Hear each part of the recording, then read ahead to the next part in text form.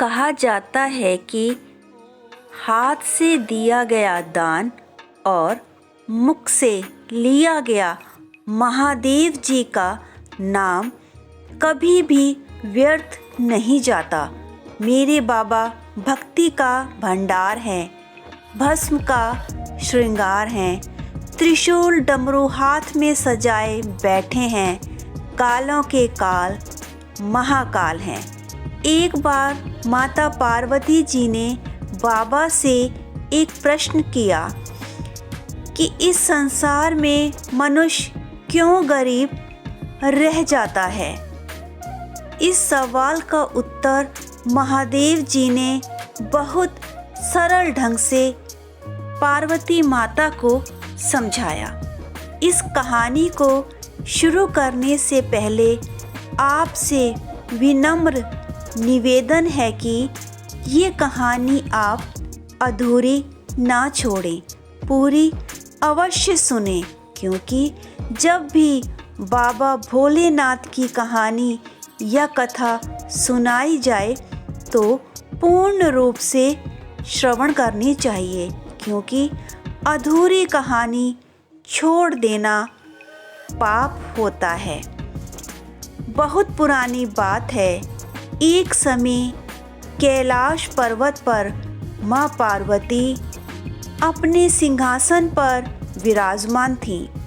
तब उन्होंने मृत्यु लोक की ओर देखा तो एक प्रश्न जो उनके मन को विचलित कर गया कि मनुष्य किस कारण से गरीब हो जाता है, निर्धन हो जाता है।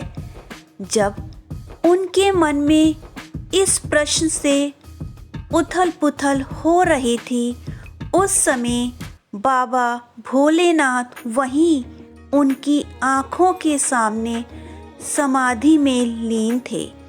जैसे ही भोलेनाथ समाधि से बाहर आए, माता ने अपने मन में उठ रहे प्रश्न को बाबा से पूछने की हिम्मत की, हाथ जोड़कर प्रार्थना करी, हे देवों के देव, मेरे मन में एक प्रश्न कि मृत्यु लोक में मनुष्य क्यों गरीब रह जाता है, कृपया करके मेरा ये संदेह दूर करने का कष्ट करें। माता की ये बात सुनकर महादेव जी बोले, हे पार्वती, इस प्रश्न का उत्तर पाने के लिए हमें स्वयं मृत्युलोक में जाना होगा। तब माता पार्वती सहर्ष ही बाबा भोलेनाथ के साथ मृत्युलोक में आ गए। तब उन्होंने एक गरीब पति पत्नी को देखा जो अपनी गरीबी को लेकर बहुत दुखी थे और आपस में बात कर रहे थे।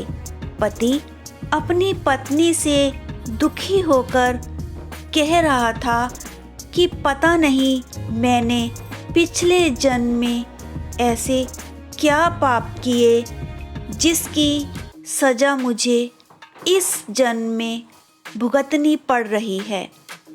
हर रोज़ कड़ी मेहनत के बाद भी परिवार की गुजर बसर सही ढंग से नहीं हो पा रही है। लगता है मैंने पिछले जन्म में बहुत बुरे कर्म किए थे जिसकी ये सज़ा मैं भुगत रहा हूँ।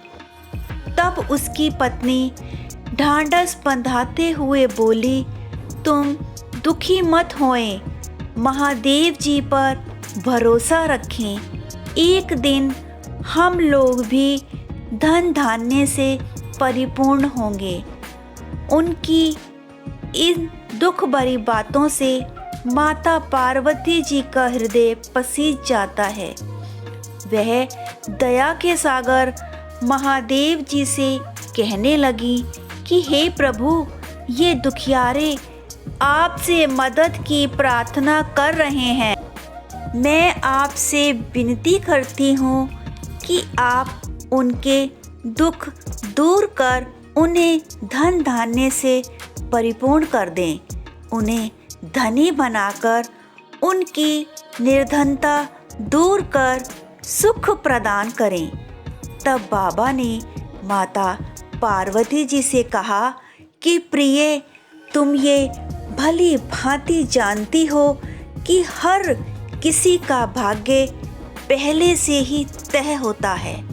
अभी उनका समय धनी बनने का नहीं आया है। अभी उन्हें यही जीवन जीना है। लेकिन माता अपनी बात पर अडिग रही और उनकी मदद के लिए जिद पकड़ बैठी। अब महादेव जी ने माता पार्वती की जिद मानकर कहा, ठीक, तुम इतना कह रही हो तो मैं उनके मार्ग में सोने की मुद्राओं से भरी थैली रख दूंगा। अगर उनके भाग्य में अब धनवान बनना है तो अवश्य ही उन्हें यह थैली मिल जाएगी। इस तरह से महादेव जी ने माता पार्वती के कहने पर उनके मार्ग में वह सोने की मुद्राओं की थैली रख दी। लेकिन उस समय उसी मार्ग से एक अंधा व्यक्ति जा रहा था। तभी दोनों पति पत्नी का ध्यान उसकी ओर गया। पत्नी अपने पति से बोली, हम कितना कठिन जीवन व्यतीत कर रहे हैं, लेकिन उस अंधे आदमी की कठिनाइयाँ हमसे कितनी ज़्यादा हैं। वह इस दुनिया को देख भी नहीं सकता। हमारे पास कम से कम आँखें तो हैं। वह पत्नी अपने पति से बातचीत में यह समझा रही थी कि हमेशा आशावादी और सकारात्मकता रहना चाहिए। तब उसके पति ने हामी भरी और कहा, तुम बिल्कुल ठीक कहती हो।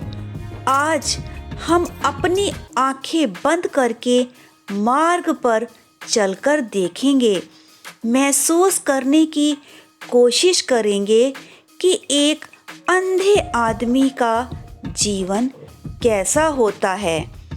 वह लोग अपना जीवन कैसे जीते हैं, उन्हें कैसा एहसास होता है, कैसे वह अपने जीवन में आ रही मुश्किलों से जूझते हैं। ऐसा सोचकर दोनों पति पत्नी एक दूसरे का हाथ पकड़कर आंखें बंद करके मार्ग पर आगे की ओर चलते हैं। मार्ग में उस सोने की मुद्राओं की थैली का उन्हें पता ही नहीं चलता, क्योंकि उनकी आंखें तो बंद थीं। वे बिना रुके आगे की ओर चले जाते हैं। उस सोने से भरी थैली को नज़रअंदाज कर चले जाते हैं। यह उन्हें यह समझने के लिए था कि कभी कभी हुई अपनी समस्याओं में इतना डूब जाते हैं कि हम असली समस्या को देखना भूल जाते हैं। अब महादेव जी ने माता पार्वती से कहा, हे देवी, तुमने देख लिया कि उन पति पत्नी के भाग्य में गरीबी है। यही कारण है कि उन्हें धन प्राप्त नहीं हुआ।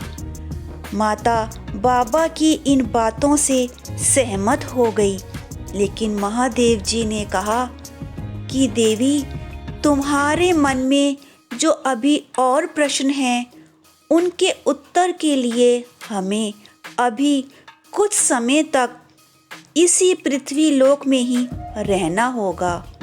तब दोनों ने कुछ समय के लिए इसी पृथ्वी लोक पर रहने का निर्णय किया और एक साधारण मनुष्यों की तरह जीवन जीने का निर्णय लेते हैं। उन्होंने अपनी दिव्यता को छोड़कर एक साधारण मनुष्य का रूप ले लिया। फिर एक गांव के पास अपनी एक कुटिया बनाकर रहने लगे। तब महादेव जी ने माता पार्वती से कहा, देवी, जब हम मनुष्य की तरह जीवन जी रहे हैं तो हमें भी उन्हीं की तरह खाना पीना और अन्य आवश्यकताओं की पूर्ति के लिए प्रबंध करना होगा। प्रिय, आप चूल्हा तैयार करिए, मैं बाजार से सामग्री लेकर आता हूँ जिसे पका सकते हैं। तब महादेव जी बाजार से सामग्री लेने जाते हैं और माता पार्वती चूल्हा तैयार करने लगती हैं। चूल्हे के लिए उन्हें ईंटें चाहिए थी। वे घर से बाहर निकलकर देखती हैं कि एक पुराना सा और टूटा सा घर है। वह उस पुराने घर से चूल्हे के लिए 5-6 ईंटें उठा लेती हैं और अपनी झोंपड़ी में आकर चूल्हा तैयार करती हैं और महादेव जी के आने की प्रतीक्षा करती हैं। जब महादेव जी आते हैं तो माता उन्हें खुश होकर दिखाती हैं कि प्रभु देखिए, मैंने भोजन बनाने के लिए चूल्हा तैयार कर लिया है और आप तो सामग्री भी नहीं लाए। तब महादेव जी ने कहा कि अब सामग्री की आवश्यकता नहीं पड़ेगी, सारे प्रश्नों के उत्तर मिल जाएंगे। देवी, पहले मुझे ये बताएं कि आप ये चूल्हा बनाने के लिए ईंटें कहाँ से लाएं? तब माता ने कहा, यहीं पास में एक पुराना और टूटा हुआ घर है, बस मैंने वहीं से ये ईंटें ली हैं। तब महादेव जी बोले, देवी, यहाँ तो कई सुंदर घर भी हैं, आपने उन्हें क्यों नहीं चुना? तब माता पार्वती उन्हें देखकर कहती हैं, महादेव, सचमुच में वे सभी घर बहुत ही सुंदर हैं, मजबूत हैं, उनका ध्यान भी बहुत अच्छे से रखा गया है, तो मैंने उनकी सुंदरता और मजबूती को देखकर उनको कैसे बिगाड़ सकती हूँ, इसलिए मैंने वही पुराने और टूटे हुए घर से ईंटें ली। तब महादेव जी हंसकर बोले, आपका उत्तर स्पष्ट है पार्वती। फिर वे आगे बोले, ये वैसे ही है पार्वती, जैसे आपने ईंटों के लिए वह पुराना घर चुना, इसी प्रकार मनुष्य अपने जीवन में अच्छे कार्य करता है और पुण्य अर्जित करता है। यह सब कर्मों का ही परिणाम है, जैसा कि हमारे पुराणों में लिखा गया है। जीवन में हर किसी को वही प्राप्त होता है जो वह पूर्व जन्मों के जरिए अर्जित करता है।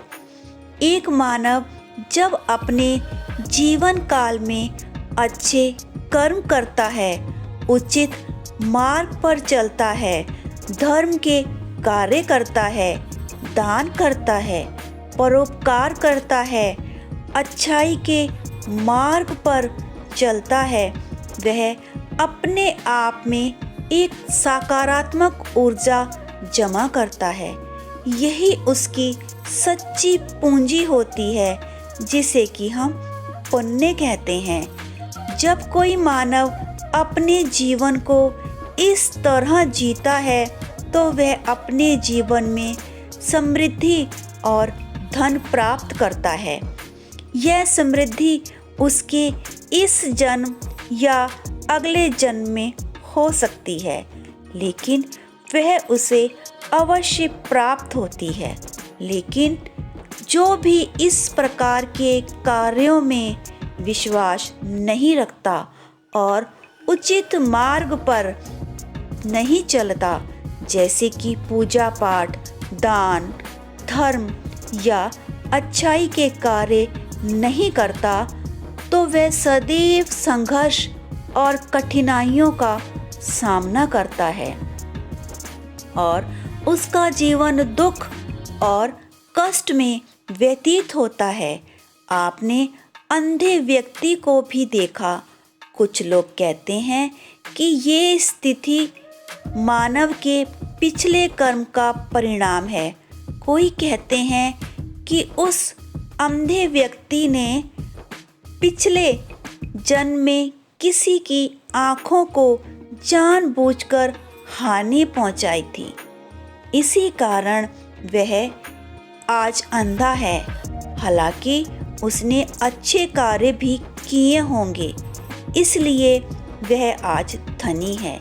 हे देवी, वह जो दो गरीब हैं, वह पिछले जन्म में धनी थे, लेकिन उन्होंने गरीबों को सताया और धर्म के कोई भी कार्य नहीं किए।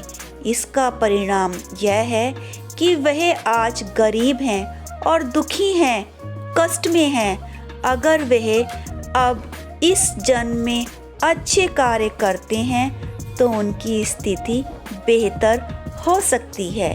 हर किसी मनुष्य को उनके किए गए कार्यों का फल अवश्य ही मिलता है।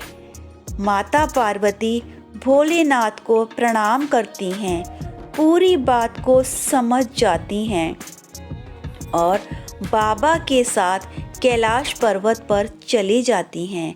इस कहानी से यही शिक्षा मिलती है कि मनुष्य को हमेशा अच्छे कार्य करने चाहिए, जिससे हमारा आने वाला समय शुभ होए, सुखकारी होए। हर मनुष्य को धर्म के कार्य कर पुण्य को अर्जित करना चाहिए, ताकि आने वाला समय सुखकारी हो। हर हर महादेव।